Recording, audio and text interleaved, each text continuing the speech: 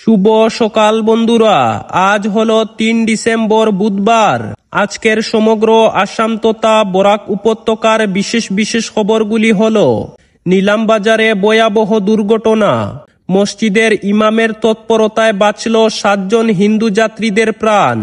শ্রীভূমি নিলামবাজার মসজিদের ইমাম তথা নিলামবাজার মীরাবাড়ি টাইটেল মাদ্রাসার শিক্ষক মৌলানা আব্দুল বাসিত তার উপস্থিত বুদ্ধি ও মানবিক উদ্যোগে প্রাণে রক্ষা পেলেন ৭ জন হিন্দু যাত্রী। সোমবার দুপুরে ত্রিপুরা থেকে আসার পথে একটি ইকো গাড়ি নিয়ন্ত্রণ হারিয়ে রাস্তার পাশে থাকা একটি পুকুরে পড়ে যায়। তখন গাড়ির ভেতরে থাকা ৬ জন যাত্রী গভীর ঘুমে আচ্ছন্ন ছিলেন। নিজে থেকে বেরিয়ে আসার মতো অবস্থায় কেউই ছিলেন না। দুর্ঘটনার শব্দ পেয়ে নিলামবাজার মসজিদের ইমাম মৌলানা আব্দুল বাসিত দ্রুত ঘটনাস্থলে উপস্থিত হয়ে দেখেন গাড়ি পুকুরের জলে। তখন তিনি সেখান থেকে দৌড়ে এসে মসজিদের মাইকে দুর্ঘটনার খবর ঘোষণা করেন। খবর ছড়িয়ে পড়তেই সেখানে গ্রামের লোকজন উপস্থিত হন। ইমাম সাহেব নিজেই জলে নেমে পড়েন। মানুষদের সঙ্গে নিয়ে জল থেকে ৭ জন যাত্রীদের জীবন্ত উদ্ধার করেন। তাদের দ্রুত নিরাপদ স্থানে নিয়ে যাওয়া হয়। ইমামের সাহস ও দ্রুত সিদ্ধান্তে একটি বড়সড় দুর্ঘটনা থেকে বাঁচল ৭ জন যাত্রীদের প্রাণ। পরবর্তী খবরটি হলো: মহাদেবপুরে মুখ্যমন্ত্রী মহিলা উদ্যমিতার অভিযানের সুযোগ সুবিধা থেকে বঞ্চিত শতাধিক মহিলা। ডিলিমিটেশনের ফলে কাটিগড়া থেকে হাইলাকান্দি জেলার অন্তর্ভুক্ত মহাদেবপুর গ্রাম পঞ্চায়েতের শতাধিক মহিলা মুখ্যমন্ত্রী মহিলা উদ্যমিতা অভিযানের সুযোগ সুবিধা থেকে বঞ্চিত হয়েছেন।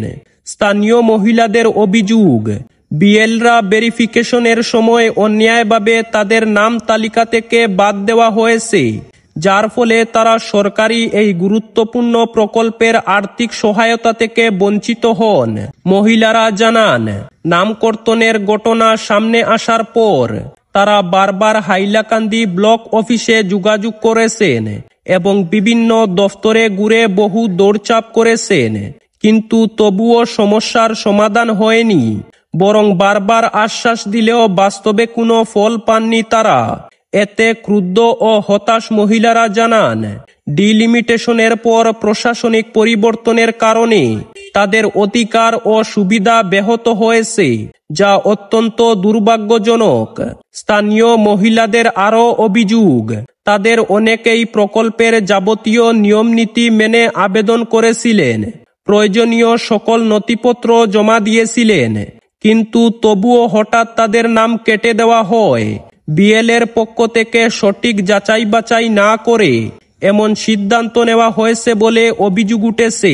হতাশাগ্রস্ত মহিলারা এখন মুখ্যমন্ত্রীর সরকারি হস্তক্ষেপ কামনা করছেন, যাতে পুনরায় তাদের আবেদনগুলি পর্যালোচনা করা হয় এবং যোগ্য সকল মহিলা যেন মুখ্যমন্ত্রীর মহিলা উদ্যমিতা অভিযানের সুবিধা পান।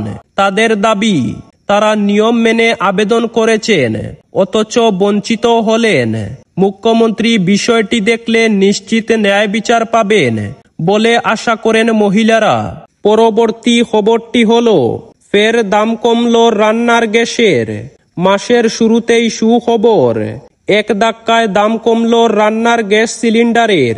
কলকাতা সহ সারা দেশে সোমবার থেকে নতুন দাম কার্যকর হয়েছে, ফলে কিছুটা হলেও স্বস্তি পাবেন সাধারণ মানুষ। তবে সব সিলিন্ডারের জন্য এই ব্যবস্থা কার্যকর নয়। জানা গিয়েছে, গ্যাসের এই দাম কমানো হয়েছে ১৯ কেজি সিলিন্ডারের ক্ষেত্রে, অর্থাৎ বাণিজ্যিক গ্যাস সিলিন্ডারের দাম কমেছে। সিলিন্ডার প্রতি এই গ্যাসের দাম কমানো হয়েছে প্রায় ১০ থেকে ১১ টাকা, যাতে সুবিধা পাবেন ছোট থেকে রেস্টুরেন্টের ব্যবসায়ীরা। তবে কোনো বদল হচ্ছে না ১৪.২ কেজির গরুয়া গ্যাস সিলিন্ডারের দামে। ইন্ডিয়ান অয়েল কোম্পানির অফিসিয়াল ওয়েবসাইট অনুযায়ী ১৯ কেজির বাণিজ্যিক গ্যাস সিলিন্ডারের নতুন দাম আপডেট করা হয়েছে। রাজধানী দিল্লি এবং শহর কলকাতায় ১০ টাকা করে এই এলপিজি গ্যাস সিলিন্ডারের দাম কমানো হয়েছে। আর মুম্বাই ও চেন্নাইয়ে মেট্রো শহরে গ্যাসের দাম ১১ টাকা কমানো হয়েছে। এর আগেও জনগণের সুবিধার কথা মাথায় রেখে গত সেপ্টেম্বর মাসে 19 কেজি এলপিজি গ্যাস সিলিন্ডারের দাম কমিয়েছিল দেশের তেল বিপণন সংস্থাগুলি। গ্যাস সিলিন্ডারের নতুন দাম অনুযায়ী দিল্লিবাসীকে 1580 টাকা দিয়ে কিনতে হবে বাণিজ্যিক এলপিজি সিলিন্ডার। এর আগে দাম ছিল 1590 টাকা। তেল কোম্পানিগুলির রান্নার গ্যাস সিলিন্ডারের দামে কোনো পরিবর্তন করেনি। আগে অর্থাৎ বর্তমানে যা দাম তাই রয়েছে। দিল্লির পাশাপাশি কলকাতাতেও বাণিজ্যিক গ্যাসের দাম কমেছে 10 টাকা। ফলে নয়া রেট অনুযায়ী বাণিজ্যিক এলপিজি সিলিন্ডার কিনতে কলকাতাবাসীর খরচ হবে 1684 টাকা, যা আগে 1694 টাকায় বিক্রি হতো। পরবর্তী খবরটি হলো, স্ত্রীকে খুন করে মৃতদেহের সঙ্গে সেলফি তুলে হোয়াটসঅ্যাপে স্ট্যাটাস লাগালেন স্বামী। এমনই এক ঘটনা ঘটল তামিলনাড়ুতে। পরকীয়ার জেরে স্ত্রীকে কুপিয়ে খুন, তারপর মৃতদেহের সঙ্গে সেলফি তুলে হোয়াটসঅ্যাপে স্ট্যাটাস দিল যুবক। হাড়হিম করা কাণ্ডটি ঘটেছে তামিলনাড়ুতে। জানা গিয়েছে 4 মাস আগে যুবককে ছেড়ে গিয়েছিলেন স্ত্রী। কর্মরত মহিলাদের একটি হোস্টেলে থাকতেন স্ত্রী। রবিবার সেই হোস্টেলের সামনেই ঘটে সাংঘাতিক হত্যাকাণ্ড। পরবর্তী খবরটি হলো, গোরক্ষনাথ মন্দিরে চুরি, প্রণামী বাক্স উধাও। রাজধানী আগরতলার এনসিসি থানার অধীন আমতলী এলাকায় গোরক্ষনাথ মন্দিরে দুঃসাহসিক চুরির ঘটনা ঘিরে তীব্র চাঞ্চল্য ছড়িয়েছে। শনিবার গভীর রাতে চোরের দল মন্দিরের পেছনের দিকের টিনের বেড়া কেটে গর্ভগৃহে প্রবেশ করে প্রণামী বাক্স চুরি করে নিয়ে যায়। রবিবার সকালে পূজারী মন্দিরের দরজা খুলতে গিয়ে প্রথমে ঘটনাটি নজরে আসে। পরে তিনি স্থানীয়দের খবর দিলে মুহূর্তের মধ্যেই এলাকাবাসী মন্দিরে ভিড় জমান। খবর পেয়ে এনসিসি থানা ও পূর্ব আগরতলা থানার পুলিশ ঘটনাস্থলে পৌঁছে তদন্ত শুরু করে। স্থানীয় বাসিন্দাদের দাবি, 4 মাস ধরে মন্দিরের ছাদ ঢালাইয়ের পরিকল্পনা থাকায় প্রণামী বাক্স খোলা হয়নি। ওই বাক্সে প্রায় 12 থেকে 15 হাজার টাকা ছিল বলে তারা জানান। চোরেরা বাক্সটি মন্দির থেকে প্রায় 150 ফুট দূরে নিয়ে গিয়ে ভেঙে সব টাকা লুট করে পালিয়ে যায়। এই ছিল আজকের বিস্তারিত ও গুরুত্বপূর্ণ সংবাদ।